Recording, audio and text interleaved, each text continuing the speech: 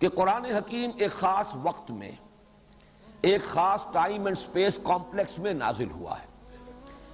यूं समझिए कि 610 से लेकर सन ईस्वी 610 से और 632 तक का ये तो है वक्त का ज़माना है कि जिसमें कुरान नाजिल हुआ।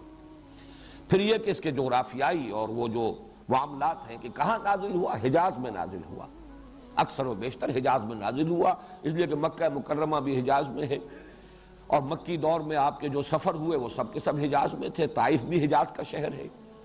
फिर हिजरत फरमाकर आप मदीने तशरीफ ले गए, वो भी हिजाज का शहर है। तो मक्की सूरतें, मदनी सूरतें, फिर सफ़र आपने किए हैं जो जंग के सिलसिले में, मुख्तलिफ गज़वात के सिलसिले में, वो तकरीबन सब के सब हिजाज में है।